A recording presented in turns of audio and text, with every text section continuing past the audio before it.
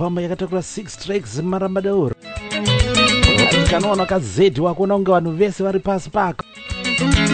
Lero ndakazonzonzo kune kamwe kanonzi ka Blue Diamond zvakare kari kubuda nepaMozambique apa. Vakomana ivi vanomwa muri kumwa zviri sei sei.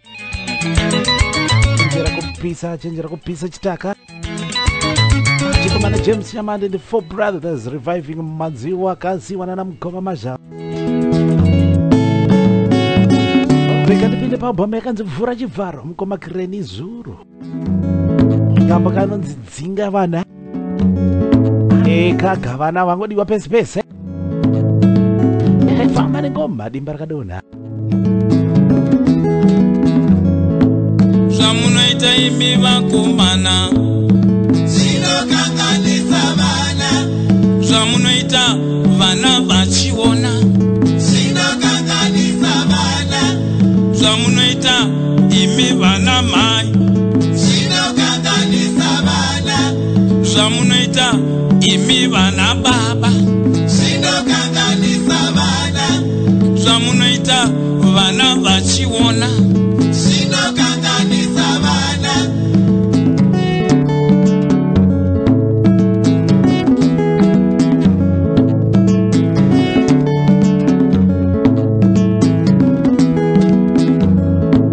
Zvamunoita imi vakomana zvinokanganisa vana, zvamunoita imi vana mai zvinokanganisa vana, zvamunoita vana vachiona zvinokanganisa vana.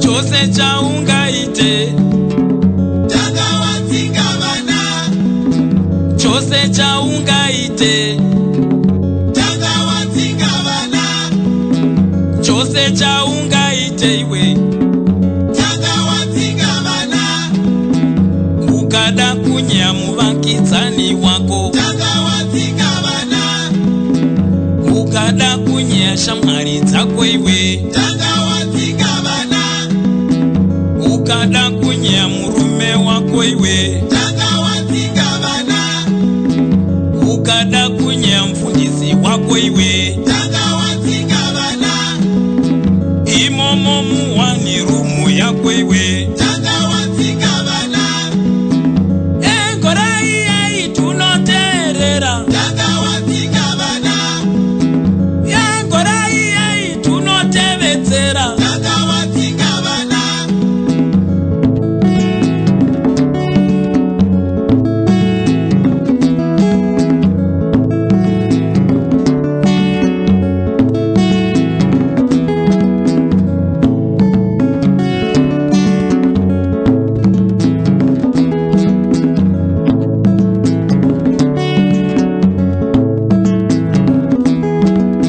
Vana vanotevedzerawo zvinoitwa namai, vana vanotevedzerawo zvinoitwa nababa, vana vanotevedzerawo zvinoitwa namai, vana vanotevedzerawo zvinoitwa nababa.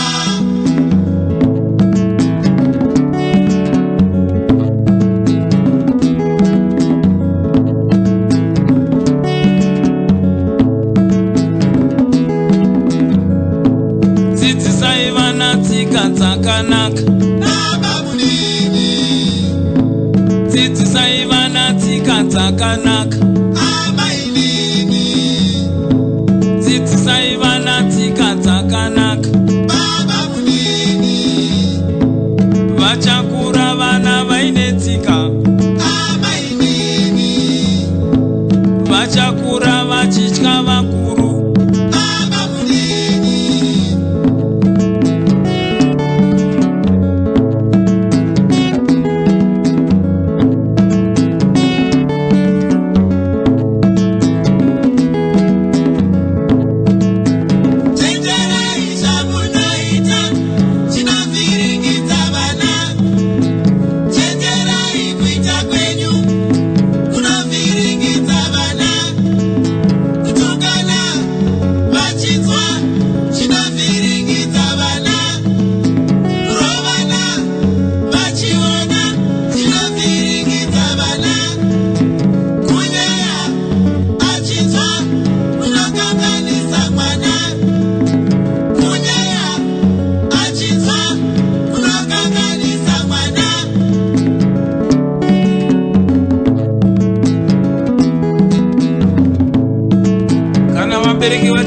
vakatsamwa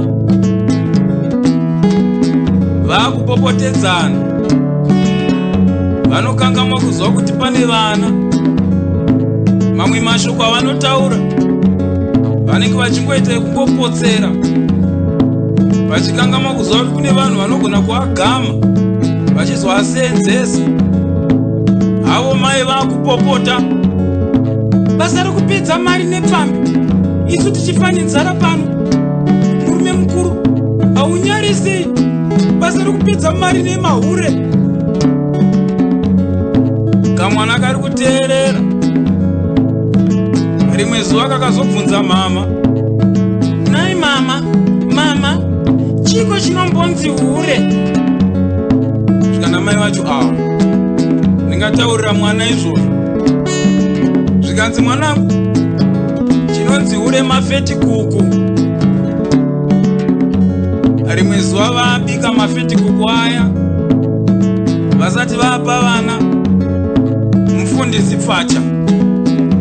Sevanhu vaigara vachingomarana mufundisi auya kuzovayananisa. Mai vachingoona mufundisi auya kudaro, zvikanzi vana chiendai panze ndozokupai kana mufundisi vachinge vapedza kutaura nesu. Mufundisi ari kurebesa mashoko. Itai saAbhurahamu naSara, itai saAdhamu naEvha vaigara vasingarovani. Vana nzara yaruma panze apa. Kamwana karova dho berengende. Zvikanzi namai vacho, ingaoni ndatigarai panze ndozokupai kana mufundisi vachinge vapedza kutaura nesu. Zvikanzi nekamwana, mama chimbotipai mahure maviri timbomadya takamirira kuti mimi mupedze kutaura namufundisi wenyu.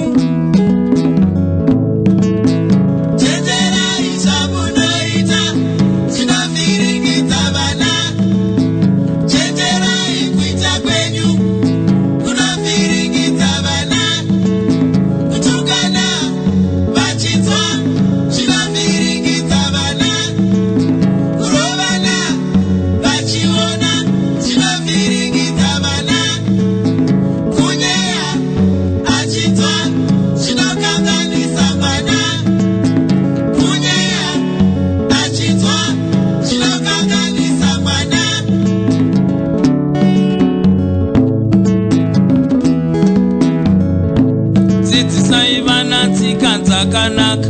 Baba munini. Dzidzisai vana tsika dzakanaka. Baba inini. Taurirai vana vazive chokwadi. Baba munini. Rairai vana vazive chokwadi. Baba inini.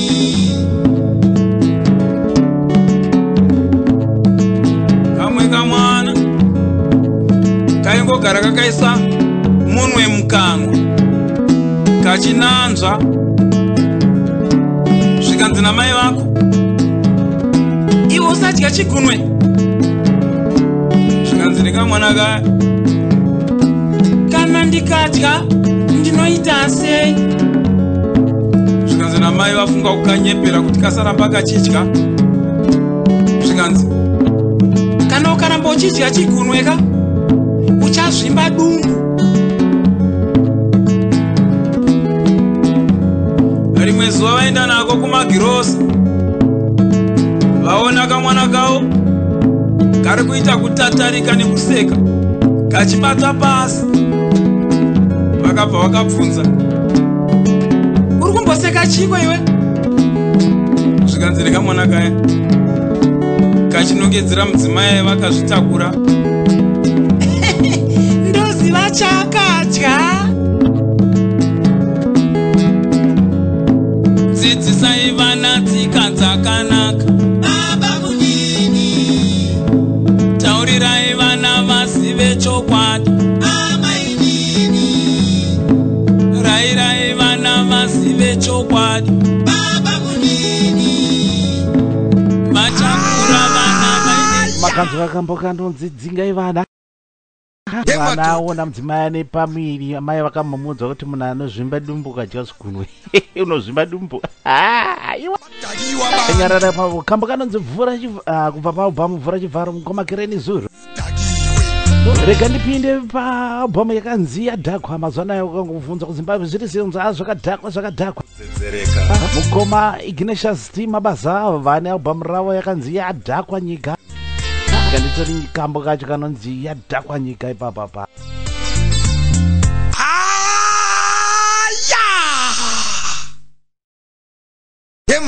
yemadoda laze ladakwa ilizwe badakiwe abantu izihlahla zidakiwe ngitsho lenkanyezi zidakiwe yadhakwa nyika vanhu vadhakwa zvese zviri kudzedzereka Jesu chete ndiye ari sopa ndiye mvura yeupenyu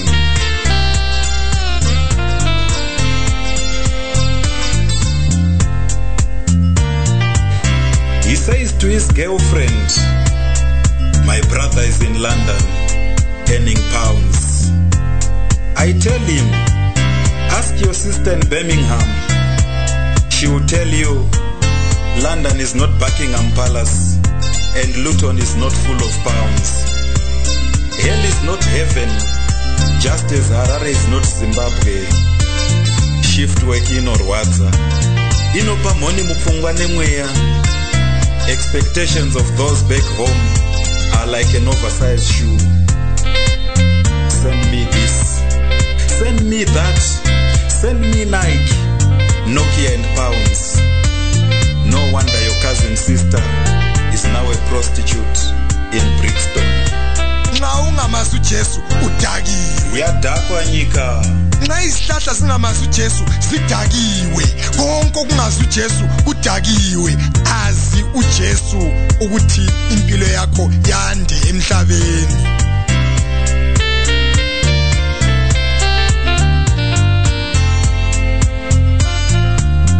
The combi driver may be a ghetto superstar.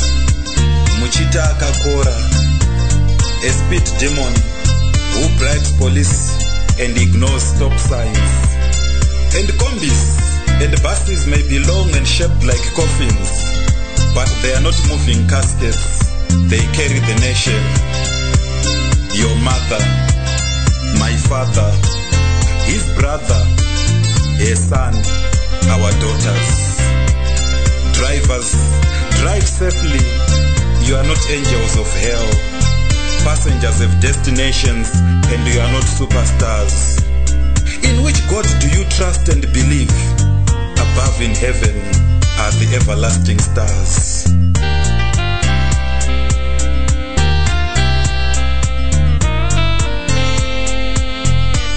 Vana mazu Jesu ukuthi uphile impilo ende.